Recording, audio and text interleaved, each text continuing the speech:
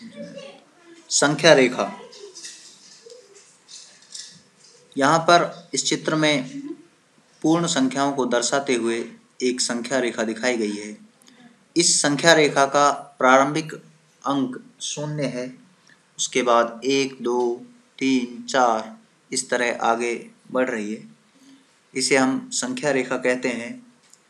हर एक दो बिंदुओं के बीच की दूरी मात्रक दूरी कहलाती है और यह दूरी समान है। जैसे 0 से 1 के बीच के जो दूरी है उतनी ही दूरी 1 से 2 के मध्य है, 2 से 3 के मध्य और 3 से 4 के मध्य।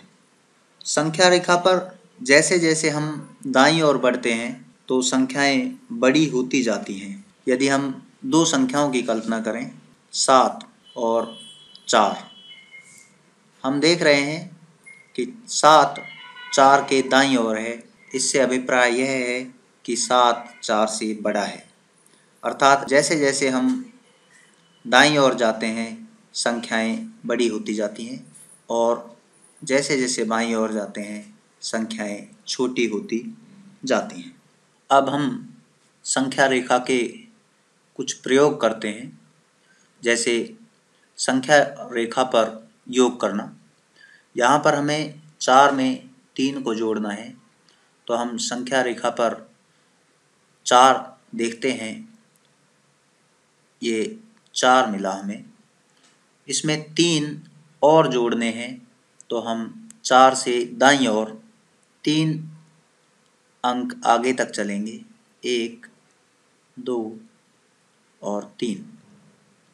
हम 3 कदम आगे चले तो 7 पर पहुँचे, अर्थात 4 धन 3 का मान 7 हो गया।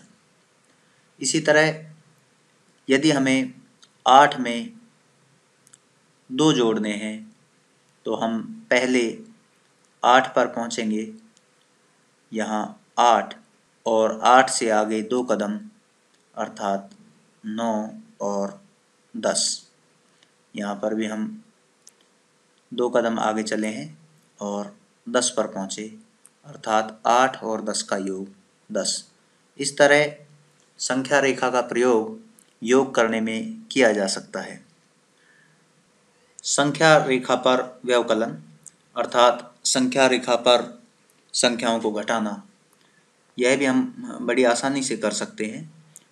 हम एक संख्या रेखा लेते हैं या बनाते हैं और हमें 7 में से 5 घटाने हैं, तो सबसे पहले 7 पर पहुंचते हैं।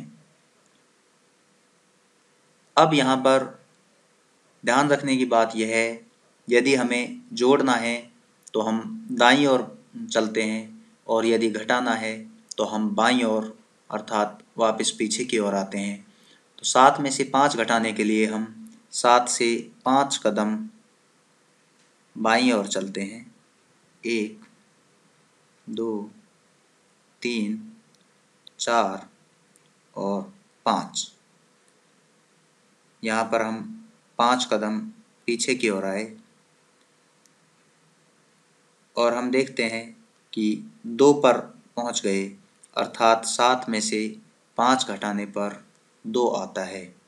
इस तरह से संख्या रेखा का प्रयोग संख्याओं के व्यवकलन में भी किया जा सकता है।